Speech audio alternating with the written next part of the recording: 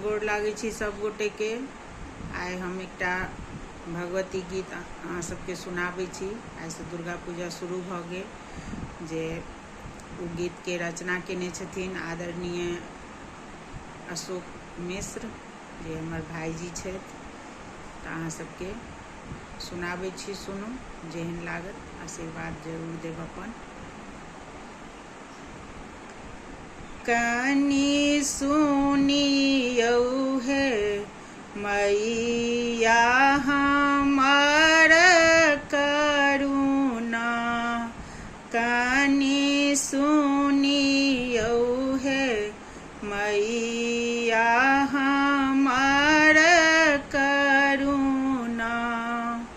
हमर करुणा माहे मोर भजना, हमर करुणा माहे मोर भजना। एलहुँ अहाँ के दुआरिया पूजैल चरणा, एलहुँ अहाँ के दुआरिया पूजैल चरणा। कनि सुनियौ हे मैया हमर करुणा। सेनुर अड़हुल बिंदी आई हम लाएब, सेनुर अड़हुल बिंदी आई हम लाएब। करब श्रृंगार हम चुनरी ओढ़ाएब, करब श्रृंगार हम चुनरी ओढ़ाएब।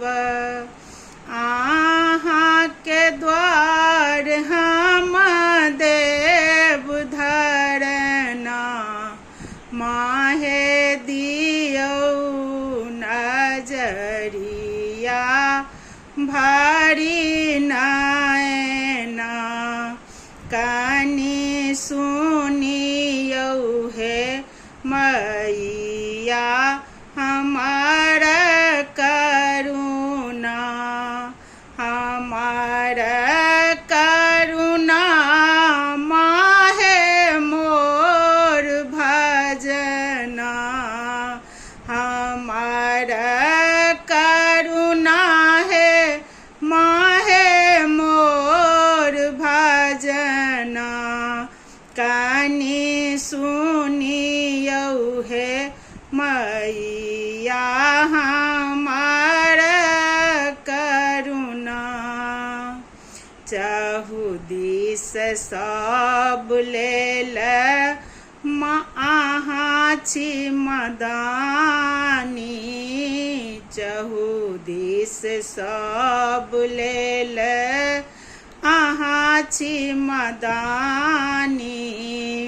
अहाँ के अछैत मैया हम किया कानी, अहाँ के अछैत मैया हम किया कानी। अब नहीं छोड़ब अहाँ के चरणा, माहे करब भजन हम झूमी झूमी ना। कनि सुनियौ हे मैया हमर करुणा, हमर करुणा माहे मोर भजना, हमर करुणा माहे मोर भजना।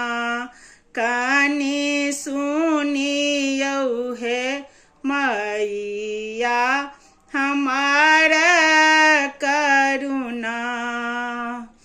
आहाँ छोड़ी जग में मैया के ओने देखैया। आहाँ छोड़ी जग में मैया के ओने देखैया।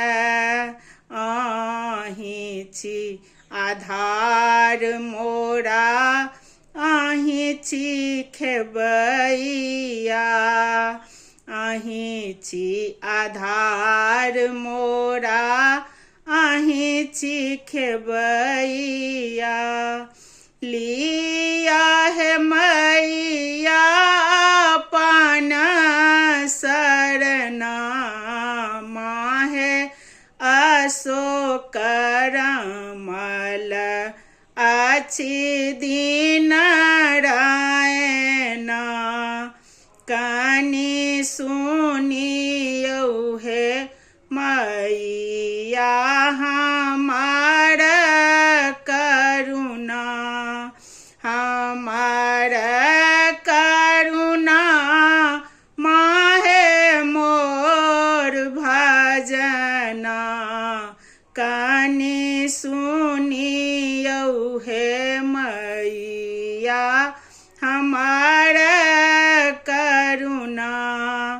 कानी सुनियौ है मैया हमार